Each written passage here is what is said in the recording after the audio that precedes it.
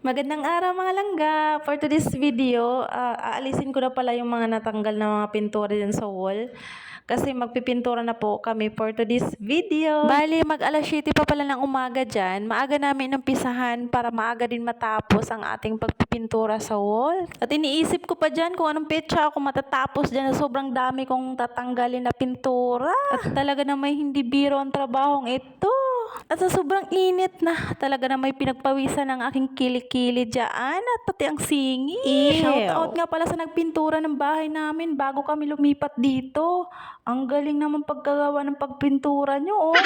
Talagang dikit na dikit, hindi natatanggal. Kita nyo yan kung gaano kaganda at kagaling nyo magpintura. Shout out sa gumawa nito, sana mapanood mo.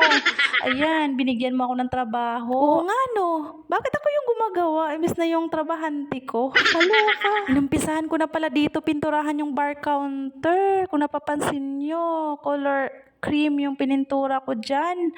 Pero mukhang white na white. Kaloka. Ang white niya kasi tignan sa camera, pero sa personal, parang may pagka-creamy po yung nilagay ko na pintura dyan sa bar counter. Pininturahan ko muna yung bawat gilid gamit yung brush bago ako gumamit ng roller dyan. Kaya kahit hindi ko maisagad yung roller sa bawat gilid, ay ayos lang. At ayan, nakakalahati na ako. Malapit na ako sa finish line. O ayan, dahil ginusto mo yan, magtiis ka sa dumi. Tcharan! O diba? Sino ka dyan? Yung sa wall naman, ang manggagawa ko na magpipintura dyan kasi napagod na ang lola nyo. Bali, 3 patong na pintura pala ang ginawa ko dyan, kaya ganyan ang itsura niya.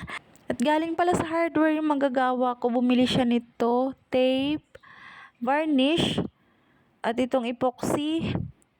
Ano pa ba binili niya? Itong choco brown. Ipipintura ko po yan sa pinto namin. At itong chocolate brown, para po yan sa hamba ng pinto.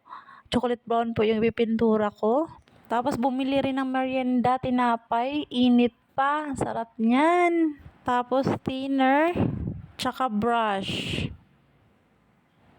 Ayan, na-repaint na po ng chocolate brown yung design na yan. Binuhay lang yung kulay kasi na-fade na po siya. Commercial muna tayo. Tinawag kasi ako ni Yana. Sabi niya, Mami, may naglalako ng gulay. Bibili po ba daw kayo? Ayan. At titingin tayo ng mga paninda nila. May sweet corn. Ayan, pinakita ni Kuya yung loob ng sweet corn. Ayan. Tapos biglang dumating sa Atisay kasama mga classmate niya. Galing sila sa school. May practice daw sila. Kaya ayan. Daming gulay. Kompletos ricados. Ayan no. Sabi ko kay Kuya, dinala mo na ata buong palengke dito. Yan, nakabili tayo ng 1 kilong mais. Tapos may isang free na binigay sa atin. Tapos bumili rin ako ng 1 kilong talong. Ayan siya. Tapos 2 tali na sitaw. Tapos 2 pipino. Ayan. Kinumpleto ko na. Bumili na rin ako ng kalamansi. Ayan. Tsaka luya. May bawang. Sibuyas. Mantika na lang kulang. Pwede na mag-isa. 1 tali na talbos ng kamote. Tapos ayan, kamote. May purple na kulay, tapos pink. Yan o, purple siya. Tapos alamang.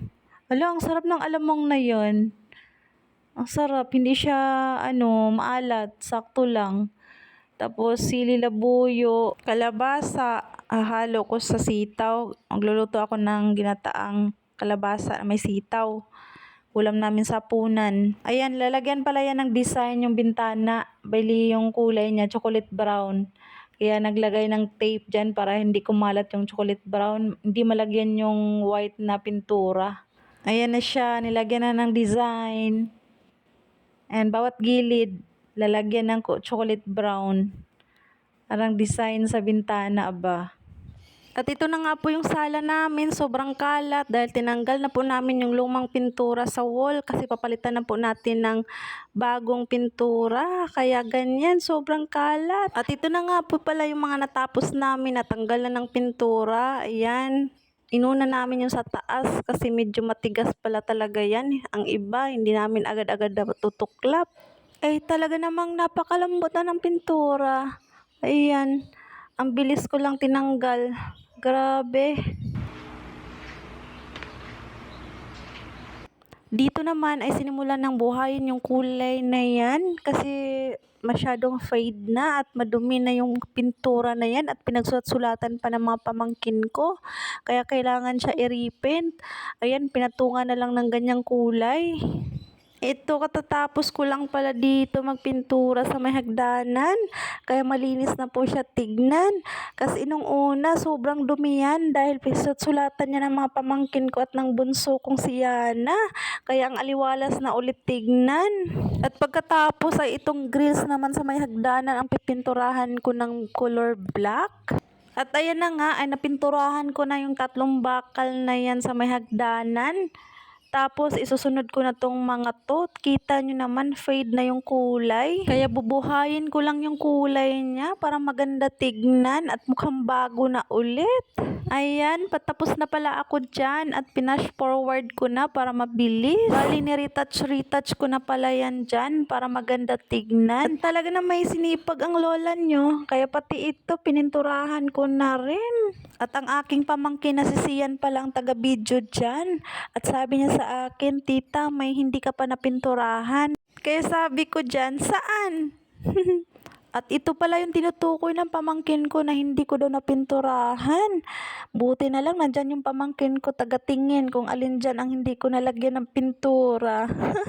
At sa wakas ako'y natapos magpintura dito sa hagdanan. Ang ganda na ulit tignan, mukhang bago na. At ayan, ako'y tuwang-tuwa dyan. At muntik ko nang makalimutan pinturahan tong kahoy na to. Kaya ayan, pininturahan ko siya ng chocolate brown para lahat talaga bagong pintura ang hagdanan namin. At nagmamadali na pala ako magpintura dyan kasi inaalala ko mga bata pauwi na galing sa school. Kaya ayan, binilisan ko na talaga. And tadan! Tapos na ako magpintura dyan. Abay, napakaganda naman ang ginawa ko. Nagmukhang bago na ulit yung hagdanan namin. Ayos, maganda na ulit ang ating hagdanan. At pati pala itong pintuan namin ay dinamay ko na ring pinturahan at ang ginamit ko dyan pintura kulay choco brown. Hindi ko na pala nabidyuhan yung pagpintura ko dyan sa pintuan kasi nalubat yung camera natin. At ito na nga ay dinamay ko na ring pinturahan itong sa kabila na pintuan. Ay talaga namang sinipag ang lola nyo. Kaya lahat na ata pininturahan. Choco brown din po pala ang ginamit kong kulay ng pintura dyan. Kaya ang ganda ng kinalabasan. At ganito pala ang kulay ng 2 pintuan bago ko siya pinturahan. O diba, mas gumanda na nung napinturahan. At itong wall na to ay napinturahan na rin ang aking manggagawa. Kaya ayan, malinis na tignan. At ito na po pala yung sinasabi ko kanina na ginawang design ng manggagawa. Ayan na po siya, chocolate brown po ang nilagay na kulay. At pati ang loob ay napinturahan na rin. Kaya ang linis-linis na tignan ng wall. At pati dito na side na to ay napinturahan na rin. At ayun na nga, hindi po natapos ang ating pagpintura for today's video kasi naubusan po tayo ng pintura. Kaloka. Ayan dito na side, hindi pa po napinturahan. At pati dito sa kisame, hindi rin po natapos ang pagpipintura. Nabitin po ang ating pagpipintura for today's video. Kaloka. At ayun na nga, dito ko na i-end ang vlog at update ko na lang kayo sa susunod ko pang mga video dahil asikasuhin ko pa yung bunso ko dahil gising na siya. Salamat po sa suporta. Till next time. Bye!